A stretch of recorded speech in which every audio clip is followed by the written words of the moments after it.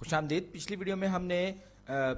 Unit circle इस्तेमाल करते हुए साइन, कोसाइन और टेंजेंट जो हमारे बेसिक ट्रिग्नोमेट्रिक फंक्शंस हैं उन्हें हमने एक तरह से रीडिफाइन किया था। और यहाँ पर ये देखिए, ये मैंने एक बार फिर यूनिट सर्कल बनाया हुआ है। याद रखिए, कोई आम सर्कल नहीं है बल्कि ये यूनिट सर्कल है, यानी कि ये एक ऐसा सर्कल है जिसका कि रेडियस यूनिट है, यानी कि 1 है। अब अगर ये एक एंगल है, फर्ज कर लीजिए ये एंगल थीटा है, जो कि एक्स एक्सिस, इसका पॉइंट ऑफ ओरिजिन 0 है, जहाँ पे सर्कल का पॉइंट ऑफ ओरिजिन है, और ये जो इसका कोऑर्डिनेट पॉइंट है, ये इस पॉइंट को हम कहते हैं एक्स कॉमा वाई, यानी कि इसके एक्स कोऑर्डिनेट एक्स हैं और वाई कोऑर्डिनेट्स इसके वाई हैं। तो इस सूरत में जो इसका जो फंक्शन है, यानी कि साइन थीटा जो है वो क्या होगा, वो दरअसल इसका वाई कोऑर्डिनेट होगा। ये हम क्योंकि यूनिट सर्कल की बात कर रहे हैं, याद रखिए, मैं एक बार फिर बता दूं कि ये यूनिट सर्कल है, ये कोई और सर्कल नहीं, यानी कि इसका जो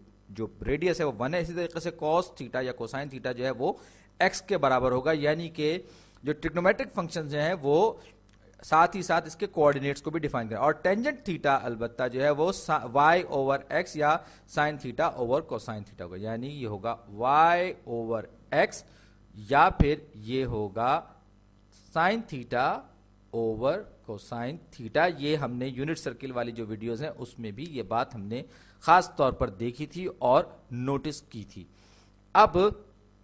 हम ये देखने की कोशिश करते हैं कि ये जो फंक्शंस हैं ये किस तरीके से इनकी वैल्यूज में तब्दीली आती है, और हम ये चाहेंगे कि इसका हम एक ग्राफ बनाएं। और जैसे कि मैं पहले किसी वीडियो में कर चुका हूं, और मेरा तरीका भी यही है कि मैं किसी भी फंक्शन की वैल्यूज या उसको ग्राफ पे प्लॉट करने से पहले मैं वेरिएबल लेता हूं और फिर उसके बाद वो फंक्शन लेता हूं। तो ये थीटा वेरिएबल है और साइन थीटा यहां पर मेरे पास फंक्शन है। जब थीटा की वैल्यू 0 है, जब थीटा की वैल्यू 0 है, तो ये असल में ये हम इस पॉइंट की बात कर रहे हैं, इस एंगल की बात कर रहे हैं कि जो बिल्कुल इस एक्सिस से एक्स एक्सिस के साथ बिल्कुल मिला हुआ है, यानी कि यूनिट सर्कल इसको 1 और 0 पे 1,0 पे इंटरसेक्ट कर रहा है इस सर्कल को हमारे कार्टेशियन कोऑर्डिनेट्स पे, यानी कि ये 1 0 1 का मतलब तो कॉस हो गया, लेकिन यहाँ पे y जो है वो 0 है, यानी कि साइन थीटा जो है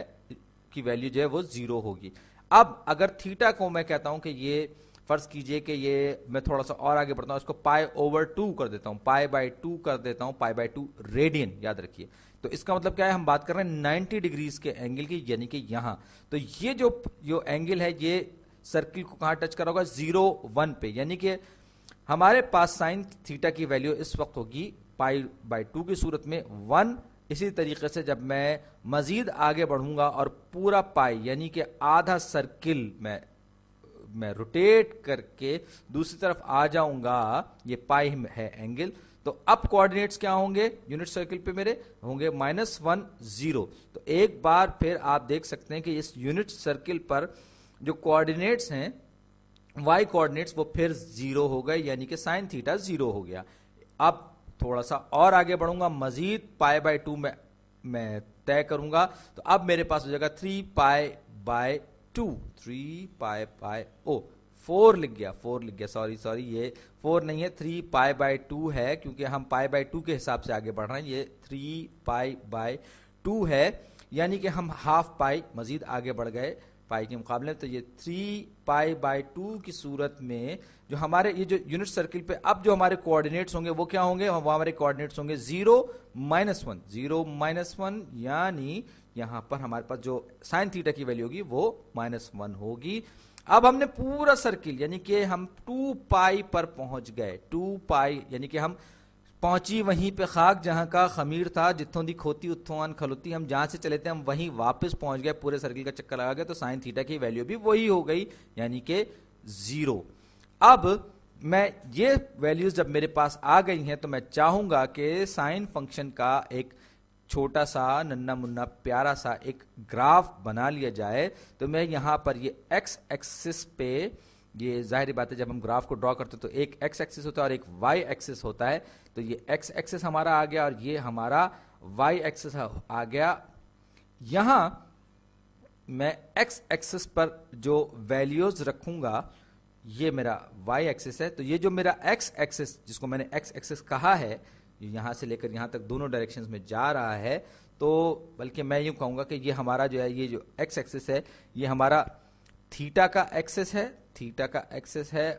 और जो y एक्सिस है वो हमारा साइन थीटा का एक्सिस है, यूं कहना हमारे लिए ज्यादा इस वक्त सही होगा। तो जब थीटा जीरो है तो साइन थीटा की वैल्यू क्या है, याद रखिए ये हमारे पास जो वैल्यू आई है 1,0 थी 0 पर, फिर इसी तरीके से पाई बाई 2 पर, पाई बाई 2 जब था तो ये साइन थीटा की वैल्यू 1 थी, यानी कि यहां कहीं पर ये पॉइंट, तो ये हो जाएगी पाई ओवर 2 और 1, यानी कि इस ग्राफ पर हमारे ये कोऑर्डिनेट्स होंगे या इस कोऑर्डिनेट सिस्टम में। अब मैं जब पाई पर आऊंगा तो एक बार फिर जो वैल्यू होगी साइन की, साइन थीटा की वैल्यू वो 0 हो जाएगी, ये मेरा 0 है। फिर मैं 3 पाई ओवर 2 पे जब जाऊंगा, 3 पाई बाई 2 पे जब जाऊंगा तो साइन की वैल्यू -1 हो जाएगी, 3 पाई बाई 2, तो साइन की वैल्यू -1 हो जाएगी, यानी कि ये नीचे की तरफ खिसक जाएगा, ये यहां कहीं होगा, यानी कि -1 पे। और जब मैं 2 पाई पे पहुंचूंगा तो एक बार फिर ये 0 पे हो जाएगा, ये 0 पे हो जाएगा। तो अब मैं इसका जब ग्राफ ड्रॉ करूंगा और आप देखिए कि ये किस तरीके से ये वैल्यू जो है, और मैं चाहूंगा कि आप मश्क के तौर पर आप एक ग्राफ पेपर लीजिए और साइन की मुख्तलिफ वैल्यूज के लिए 30, 60, 90 ट्राइंगल्स या पाइथागोरियन थ्योरम वगैरह इस्तेमाल करते हुए आप साइन थीटा की और कॉस थीटा वगैरह की वैल्यूज जो है आप उस पर ग्राफ करें, बाकायदा बनाएं। बहरहाल ये मेरा ये ग्राफ है जो मैंने इस वक्त मुख्तलिफ वैल्यूज थीटा और साइन थीटा की रखते हुए मैंने बनाया। ये कुछ इस तरीके का ग्राफ हो और आपने शायद ये ग्राफ पहले भी कहीं देख रखा हो, और दरअसल ये साइन वेव कहलाती है। ये ऑसिलेशन यानी कि अप और डाउन होती हुई, ऊपर नीचे होती हुई जो इस तरह की जो हमारे पास ये वेव्स होती हैं, इनको हम साइन वेव्स भी कहते हैं, और ये साइन वेव का ही ग्राफ है दरअसल। और उसको साइन वेव कहते भी इसीलिए क्योंकि ये खास पॉइंट के इर्द गिर्द खास फासला रखते हुए, जैसे कि यहाँ पर 1 और -1 के दरमियान साइन थीटा की वैल्यूज ऑसिलेट कर रही हैं, बढ़ रही हैं, कम हो रही हैं, फिर बढ़ रही हैं, फिर कम हो रही हैं। ये सारा का सारा सिलसिला जो है चल रहा है, मुस्तकिल चल रहा है। इसी तरीके से कोसाइन फंक्शन भी है जो मैं अगली किसी वीडियो में करूंगा, और इससे आपको पता चलेगा कि साइन और कोसाइन के अगरचे दोनों के दोनों ऑसिलेटरी फंक्शंस हैं, यानी कि दोनों के दोनों फंक्शंस जो हैं वो तब्दील होते हैं, इनमें फ्रीक्वेंसी भी होती है, इनमें एम्पलीट्यूड भी होता है, और किस तरीके से ये आपस में रिलेट करते हैं इस बारे में मैं अगली वीडियो में जरा तफसील से बात करूंगा। लेकिन मैं चाहूंगा कि आप खुद भी कागज कलम लेकर इसको अपने तौर पर आजमाने की कोशिश कीजिए। बहरहाल आपका